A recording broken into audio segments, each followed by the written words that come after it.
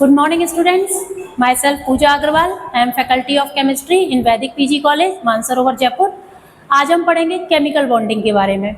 तो chemical bonding से पहले हम थोड़ा सा बेसिक केमिस्ट्री देखते हैं। तो बेसिक केमिस्ट्री देखें तो आप जितनी भी चीजें अपने चारों ओर देख रहे हैं दुनिया में, है ना, जो भी चीज आप देख रहे हैं, जैसे पानी देख रहे हैं, हवा देख रहे हैं, प्लास्टिक देख रहे हैं, अपनी बॉडी देख रहे हैं, कुछ भी चीज जो आपको इन आंखों से दिखाई दे रही है, वो सब क्या है? वो सभी चीजें मैटर है, मैटर की बनी हुई है, कोई पदार्थ की बनी हुई है। और आपको पता है कि सबसे स्मॉलेस्ट यूनिट मैटर की क्या होती है? सबसे स्मॉलेस्ट यूनिट मैटर की होती है एटम। ठीक है, तो एटम के अंदर क्या होता है? एटम के अंदर होता है एक न्यूक्लियस, जिसके चारों ओर इलेक्ट्रॉन चक्कर लगाते हैं। न्यूक्लियस के अंदर रहते हैं प्रोटॉन और न्यूट्रॉन। नंबर ऑफ प्रोटॉन के अकॉर्डिंग अलग अलग तरीके के एटम्स होते हैं, और ये अलग अलग तरीके के एटम्स आपस में एक दूसरे के साथ बॉन्ड बनाते हैं, कंबाइन करते हैं, और फिर नए नए तरीके के मॉलिक्यूल्स बनाते हैं या फिर कंपाउंड्स बनाते हैं। ठीक है, तो आज हम ये स्टडी करेंगे कि ये केमिकल बॉन्डिंग जो होती है इन एटम्स के बीच में, जब ये मॉलिक्यूल बना रहे होते हैं या कंपाउंड बना रहे होते हैं, तो ये केमिकल बॉन्डिंग किस तरीके की होती है। तो हम केमिकल बॉन्डिंग के बारे में आज पढ़ेंगे। तो केमिकल बॉन्डिंग क्या है? हमारी एक ऐसा फोर्स है जिसे हम इलेक्ट्रोस्टैटिक फोर्स भी कह सकते हैं। एक इस तरीके का फोर्स है, वो इस तरीके का इलेक्ट्रोस्टैटिक फोर्स है जो कि एटम्स को मॉलिक्यूल के अंदर बांध के रखता है, उसको हम कहते हैं केमिकल बॉन्ड। ठीक है, तो केमिकल बॉन्ड क्या है? It is a electrostatic force which binds atoms in molecule. अब केमिकल बॉन्डिंग की बात करें तो केमिकल बॉन्डिंग तीन तरीके की होती है। एक होते हैं आयनिक बॉन्ड, एक होते हैं कोवेलेंट बॉन्ड, और एक होते हैं कोऑर्डिनेशन बॉन्ड्स। ठीक है, आयनिक बॉन्ड, कोवेलेंट बॉन्ड और कोऑर्डिनेशन बॉन्ड। अब आयनिक बॉन्ड जो होते हैं ये हमारे इनऑर्गेनिक केमिस्ट्री में काम आते हैं ज्यादातर। ठीक है, क्यों? क्योंकि अगर मान लो ऐसा हो कि एटम की इलेक्ट्रोनेगेटिविटी अलग अलग हो, बहुत ज्यादा अंतर हो उनमें, तो वो आयनिक बॉन्ड बनाते हैं, जैसे कि सोडियम और क्लोराइड। अच्छा, एक बात और मैं बताऊं सबसे पहले, क्यों ये बॉन्डिंग होती है, केमिकल बॉन्डिंग होती ही क्यों है। तो आपको याद होगा एक ऑक्टेट रूल आपने पहले पढ़ा हुआ है। तो ऑक्टेट रूल में क्या होता है कि अगर मान लो कि आउटर मोस्ट शेल, एटम का जो आउटर मोस्ट शेल है, उसके अंदर अगर 8 इलेक्ट्रॉन है तो वो सबसे ज्यादा स्थायी होता है, सबसे ज्यादा स्टेबल होता है। अगर इलेक्ट्रॉन की जो नंबर है ये 8 से कम है या 8 से ज्यादा है तो क्या होता है कि ये अनस्टेबल हो जाता है, और ये चाहता है कि इसका जो नंबर है वो 8 हो जाए आउटर मोस्ट शेल में। ठीक है, तो इसीलिए ये सारे जो एटम्स हैं ये एक दूसरे के साथ कंबाइन करते हैं अपने आप के आउटर मोस्ट इलेक्ट्रॉन्स को 8 करने के लिए। नंबर ऑफ इलेक्ट्रॉन को, आउटर मोस्ट शेल के इलेक्ट्रॉन्स को 8 नंबर करने के लिए ये आपस में एक दूसरे के साथ कंबाइन करते हैं, और इसीलिए इतनी सारी चीजें बनती है। आपको याद होगा इनर्ट गैस जो पीरियोडिक टेबल में सबसे लास्ट में पाई जाती है, उसमें क्या होता है कि सारे इलेक्ट्रॉन्स जो होते हैं आउटर मोस्ट शेल के वो 8 होते हैं, इसलिए वो इनर्ट गैस किसी के साथ कोई रिएक्ट नहीं करती और कोई बॉन्डिंग में पार्ट नहीं लेती। इसीलिए हमने उसका नाम ही इनर्ट गैस रख दिया है कि मतलब किसी के साथ पार्ट नहीं लेगी बॉन्डिंग में। ठीक है, तो हम सबसे पहले देखते हैं केमिकल बॉन्ड, जो कि हमारे 3 तरीके के होते हैं, आयनिक बॉन्ड, कोवेलेंट बॉन्ड और कोऑर्डिनेशन बॉन्ड। अब हम आयनिक बॉन्ड की बात करते हैं तो आयनिक बॉन्ड में क्या होता है, नाम से पता चल रहा है इसमें आयन बनेंगे। आयन क्या होता है? जब चार्ज होता है किसी के ऊपर, यानी उसने या तो अपना इलेक्ट्रॉन दिया है या तो उसने किसी का इलेक्ट्रॉन लिया है, तो उसके ऊपर चार्ज आ गया, एक एक्स्ट्रा या 2 एक्स्ट्रा, मतलब जितने इलेक्ट्रॉन वो देगा उतना उसके ऊपर चार्ज आ जाएगा, तो उसे हम कहेंगे आयनिक बॉन्ड, जब आयन बनते हैं। जैसे एग्जांपल है सोडियम। सोडियम के आउटर मोस्ट शेल की में देखें सोडियम का इलेक्ट्रॉनिक कन्फिगरेशन, तो इलेक्ट्रॉनिक कन्फिगरेशन इसका होता है 281। इसमें 11 इलेक्ट्रॉन होते हैं, फर्स्ट शेल में 2 इलेक्ट्रॉन होते हैं, सेकंड शेल में 8 इलेक्ट्रॉन होते हैं, और थर्ड शेल में 1 इलेक्ट्रॉन होता है। अब आपको पता है कि इसको क्या चाहिए कि इसके आउटर मोस्ट शेल में 8 इलेक्ट्रॉन हो जाए ऑक्टेट रूल से, लेकिन इसके आउटर मोस्ट शेल में कितना इलेक्ट्रॉन है? 1। ये क्या चाहता है कि मेरे पास 1 इलेक्ट्रॉन ना रहे, 8 हो जाए। अब कोई इसको 7 इलेक्ट्रॉन देगा, ऐसा पॉसिबल है? नहीं है पॉसिबल। तो क्या करेगा, ये अपना 1 इलेक्ट्रॉन किसी को दे देगा, 1 इलेक्ट्रॉन बाहर निकाल देगा अपना। जैसे ही इसने अपना 1 इलेक्ट्रॉन बाहर निकाला तो ये बन गया सोडियम आयन, यानी इस पर एक पॉजिटिव चार्ज आ गया, यानी 1 इलेक्ट्रॉन की कमी हो गई इसके पास, और इसका इलेक्ट्रॉनिक कन्फिगरेशन अब हो गया 2-8। अब इसके आउटर मोस्ट शेल में कितने इलेक्ट्रॉन हो गए? 8। पहले इसके आउटर मोस्ट शेल में कितने इलेक्ट्रॉन थे? 1, और अब 1 की जगह इसके आउटर मोस्ट शेल में 8 इलेक्ट्रॉन हो गए, जैसे इसने अपना 1 इलेक्ट्रॉन छोड़ दिया, और इसके ऊपर चार्ज आ गया, सोडियम आयन कहलाता है। अब ये पहले था ये सोडियम, अब ये सोडियम आयन। ठीक है, Na+। इसी तरीके से एक और कंडीशन देखते हैं क्लोरीन की। क्लोरीन के पास 17 इलेक्ट्रॉन्स होते हैं टोटल, 2 इलेक्ट्रॉन फर्स्ट शेल में, 8 इलेक्ट्रॉन सेकंड शेल में और 7 इलेक्ट्रॉन होते हैं थर्ड शेल में। अब इसके पास क्या है, ऑक्टेट रूल के अकॉर्डिंग इसको आउटर मोस्ट शेल में 8 इलेक्ट्रॉन चाहिए, 8 इलेक्ट्रॉन चाहिए, तो इसको क्या 7 तो इसके पास पहले ही है, केवल इसको 1 इलेक्ट्रॉन और चाहिए, ठीक है, तो इसके 8 हो जाएंगे पूरे। तो ये क्या करता है कि जो सोडियम ने 1 इलेक्ट्रॉन छोड़ा था ना, इस 1 इलेक्ट्रॉन को ये ले लेता है और 1 इलेक्ट्रॉन को लेके ये बन जाता है क्लोराइड आयन, यानी इसके पास 1 इलेक्ट्रॉन एक्स्ट्रा हो गया तो इसके ऊपर माइनस चार्ज आ गया। तो अब इसके पास इलेक्ट्रॉनिक कन्फिगरेशन क्या हो गया, 288, पहले क्या था 287, अब हो गया इसका 288। तो देख रहे हो सोडियम आयन में 28 और क्लोराइड आयन में 288, दोनों के आउटर मोस्ट शेल में कितने इलेक्ट्रॉन हो गए, 8। यही तो ये चाहते थे कि आउटर मोस्ट शेल में 8 इलेक्ट्रॉन हो जाएं और इनके आउटर मोस्ट शेल में 8 इलेक्ट्रॉन हो गए। अब क्योंकि इसके पास पॉजिटिव चार्ज है सोडियम के पास और क्लोराइड के पास नेगेटिव चार्ज है, तो क्या करेंगे, ये पॉजिटिव चार्ज और नेगेटिव चार्ज के बीच में एक इलेक्ट्रोस्टैटिक फोर्स पाई जाती है ना। पॉजिटिव और नेगेटिव जो चार्ज होते हैं वो आपस में एक दूसरे को अट्रैक्ट करते हैं, जैसे कि नॉर्थ और साउथ पोल चुंबक के एक दूसरे को अट्रैक्ट करते हैं, बिल्कुल ऐसे ही सोडियम आयन और क्लोराइड आयन एक दूसरे को अब अट्रैक्ट करेंगे, और अट्रैक्ट करेंगे तो दोनों एक दूसरे के साथ रहेंगे, एक दूसरे के साथ अट्रैक्टेड रहेंगे और सोडियम क्लोराइड बनेगा।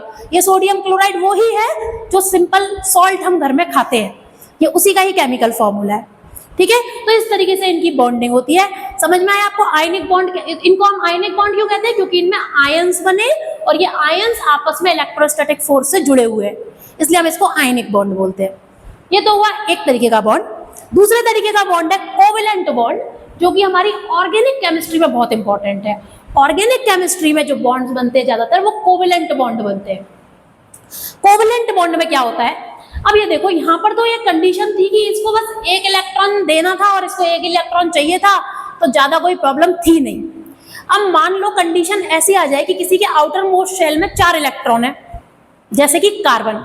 कार्बन के पास क्या कंडीशन है, कार्बन का इलेक्ट्रॉनिक कंडीशन, कार्बन में क्या होता है कि आउटर मोस्ट जो शेल होता है उसके अंदर 4 इलेक्ट्रॉन होते हैं, ठीक है। कार्बन की बात करें तो 2 तो फर्स्ट शेल में है और 4 इसके सेकंड शेल में है। 6 होता है इसका, अपन को मालूम है कि इसमें 6 इलेक्ट्रॉन्स होते हैं टोटल। तो अब कार्बन के पास क्या आउटर मोस्ट शेल में है 4 इलेक्ट्रॉन। अब 4 इलेक्ट्रॉन या तो अपने ये किसी को दे या 4 इलेक्ट्रॉन किसी से ले, तो ना तो इसको कोई ऐसा मिलेगा जो 4 इलेक्ट्रॉन इससे ले ले पूरे की पूरे, है ना, और अगर ये अपने 4 इलेक्ट्रॉन दे देगा तो इसके पास 2 इलेक्ट्रॉन रह जाएंगे अंदर, और अगर इसको कोई 4 इलेक्ट्रॉन दे दे ऐसा कोई नहीं मिलेगा। तो ये क्या करता है इस कंडीशन में, ये शेयरिंग करता है, इन 4 इलेक्ट्रॉनों की शेयरिंग करता है। शेयरिंग का क्या मतलब होता है, जैसे कि 2 दोस्त मिलकर बिजनेस खोलते हैं तो क्या करते हैं, शेयरिंग में बिजनेस खोलते हैं, तो एक साथ पैसा मिला लेते हैं और दोनों का ही पैसा रहता है वो कॉमन में। बिल्कुल इसी तरीके से इलेक्ट्रॉन्स में क्या होता है, कोवेलेंट बॉन्ड के टाइम पे ये इलेक्ट्रॉन्स को आपस में शेयर करते हैं और एक दूसरे के इलेक्ट्रॉन लेते हैं और दोनों का ही उस पर अधिकार होता है इलेक्ट्रॉन्स पे। आगे समझेंगे, जैसे कि कार्बन का आउटर मोस्ट शेल के 4 इलेक्ट्रॉन को मैंने इस तरीके से डॉट से दिखाया हुआ है, तो इसके पास 4 इलेक्ट्रॉन है। हाइड्रोजन जो है उसके पास 1 ही इलेक्ट्रॉन है केवल, जिसको मैंने क्रॉस से दिखाया हुआ है, ठीक है। तो ये क्या करेगा कि ये इन दोनों की शेयरिंग कर लेगा इस हाइड्रोजन के साथ। अब इसका क्या मतलब है, हाइड्रोजन के पास ये दोनों इलेक्ट्रॉन भी है और कार्बन के पास भी ये दोनों इलेक्ट्रॉन है, तो हाइड्रोजन के आउटर मोस्ट शेल में हो गए 2 इलेक्ट्रॉन, तो इसने हीलियम वाला अपना इलेक्ट्रॉनिक कन्फिगरेशन ले लिया। इसके पास 8 इलेक्ट्रॉन हो नहीं सकते क्योंकि ये इसका जो इनर्ट गैस है ये हीलियम वाला लेगा, तो इसके पास 2 इलेक्ट्रॉन हो गए, इसका आउटर मोस्ट शेल भर गया, फर्स्ट शेल में केवल 2 ही इलेक्ट्रॉन आ सकते हैं। और कार्बन जो है इसके पास यहाँ पर इस वाले बॉन्ड से 2 इलेक्ट्रॉन हो गए। इसी तरीके से इसने दूसरे हाइड्रोजन के साथ किया, इसी तरीके से इसने तीसरे हाइड्रोजन के साथ किया और इसी तरीके से इसने चौथे हाइड्रोजन के साथ किया। तो इसके पास कितने हो गए, अब कार्बन के पास इलेक्ट्रॉन्स 2 तो यहाँ, 2 यहाँ, 2 इधर वाले हाइड्रोजन के साथ और 2 इधर वाले, तो 2, 2, 4, 2, 6 और 2, 8। तो कार्बन के पास इस तरीके से शेयरिंग करके 8 इलेक्ट्रॉन हो गए और एवरी हाइड्रोजन के पास यहाँ पे 2-2 इलेक्ट्रॉन्स हो गए। तो इस तरीके से दोनों की कंडीशन सेटिस्फाइड हो गई। तो कोवेलेंट बॉन्ड में क्या होता है, शेयरिंग होती है इलेक्ट्रॉन की, कोई अपना पूरा इलेक्ट्रॉन दे नहीं देता, कोई पूरा इलेक्ट्रॉन ले नहीं लेता, बल्कि दोनों ही इलेक्ट्रॉन को देते हैं एक और क्या करते हैं, शेयरिंग करके रहते हैं आपस में। इसे हम कहते हैं कोवेलेंट बॉन्ड। ऑर्गेनिक केमिस्ट्री में सारे बॉन्ड्स कोवेलेंट बॉन्ड होते हैं।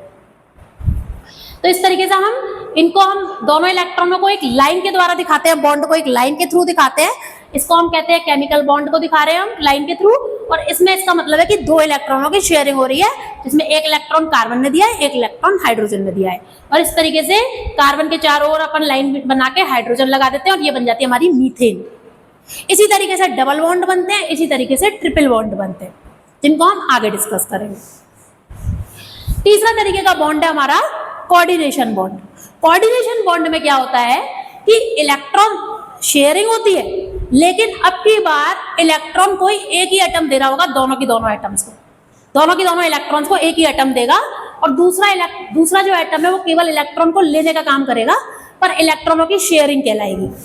ठीक है, तो इलेक्ट्रॉनों की शेयरिंग होती है यहाँ पे भी, जैसे कोवेलेंट बॉन्ड में हो रही थी, बिल्कुल वैसे ही यहाँ पर भी इलेक्ट्रॉनों की शेयरिंग हो रही है, पर बस अंतर छोटा सा है कि यहाँ पे दोनों इलेक्ट्रॉन कोई एक ही एटम दे रहा है और दूसरा एटम केवल इलेक्ट्रॉनों को रखने के लिए जगह दे रहा है अपनी।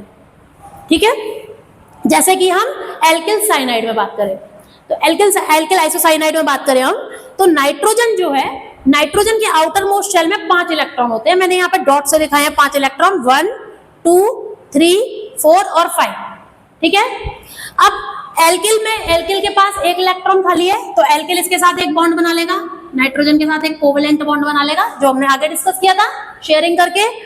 कार्बन के साथ, कार्बन के पास 4 इलेक्ट्रॉन है आउटर मोस्ट शेल में, तो 4 इलेक्ट्रॉन में से एक इलेक्ट्रॉन की शेयरिंग यहाँ हो जाएगी, एक इलेक्ट्रॉन की शेयरिंग यहाँ हो जाएगी, और दो जो इलेक्ट्रॉन है इसके, हम कहते हैं लोन पेयर, ये 2 इलेक्ट्रॉन कार्बन को ये देगा खाली ऑर्बिट में, और तब भी ये शेयरिंग कहलाएगी, यानी ये नाइट्रोजन के पास भी है इलेक्ट्रॉन्स और ये कार्बन के पास भी है इलेक्ट्रॉन, और इनको हम एक ऐसे तीर के निशान के द्वारा दिखाते हैं। तो अगर हम इसका डायग्राम बनाना चाहे तो कैसे बनाएंगे, एल्किल और नाइट्रोजन ने तो एक बॉन्ड शेयर किया है, 2 इलेक्ट्रॉन शेयर किए, तो इसको हम एक बॉन्ड कहते हैं। ठीक है, नाइट्रोजन और कार्बन ने 2 इलेक्ट्रॉन शेयर किए, 2 इलेक्ट्रॉन शेयर किए, तो 2 बॉन्ड बन गए इनके। ठीक है, और यहाँ पर नाइट्रोजन ने कार्बन के साथ एक बॉन्ड शेयर किया है, लेकिन वो दोनों इलेक्ट्रॉन किसने दिए, नाइट्रोजन ने। तो इसको हम दिखाएंगे इस तरीके से एक एरो के निशान के द्वारा, नाइट्रोजन से कार्बन की ओर ये एरो का निशान होगा, इसका मतलब है कि नाइट्रोजन ने ही दोनों इलेक्ट्रॉन दिए थे, नाइट्रोजन डोनर एटम है और कार्बन जो है वो रिसेप्टर एटम है। तो इस तरीके से एल्किल आइसोसाइनाइड की स्ट्रक्चर होगी। अब यहाँ पर देखते हैं क्या इलेक्ट्रॉन कंप्लीट हो चुके हैं, कार्बन के देखते हैं। सबसे पहले कार्बन 1 2 3 4 5 6 7 8, इस तरीके से इसका ऑक्टेट कंप्लीट हो गया है कार्बन का। ठीक है, इसी तरीके से हम सबका ऑक्टेट देख लेते हैं, नाइट्रोजन का ऑक्टेट देख लेते हैं, 1 2 3 4 5 6 7 8, नाइट्रोजन का ऑक्टेट कंप्लीट है। इस तरीके से इनके सारे ऑक्टेट कंप्लीट है। तो अब हमको समझ में आया कि केमिकल बॉन्डिंग क्यों होती है। केमिकल बॉन्डिंग इसलिए होती है कि एटम्स अपना ऑक्टेट कंप्लीट करना चाहते हैं। ऑक्टेट को कंप्लीट करने के लिए वो 3 मेथड्स अपना सकते हैं, या तो वो आयन बनाए तो हम उसे बोल देते हैं आयनिक बॉन्ड, या तो वो शेयरिंग करे सिंपल तो उसे हम बोल देते हैं कोवेलेंट बॉन्ड, और या तो फिर वो इस तरीके की शेयरिंग करे जिसमें एक डोनर एटम हो और एक रिसेप्टर एटम हो, और वो शेयरिंग तो उसे हम बोल देते हैं कोऑर्डिनेशन बॉन्ड, जैसे एल्किल आइसोसाइनाइड में होती है। तो ठीक है बच्चों, इस तरीके से हमने आज सीखा केमिकल बॉन्ड के बारे में। Thank you.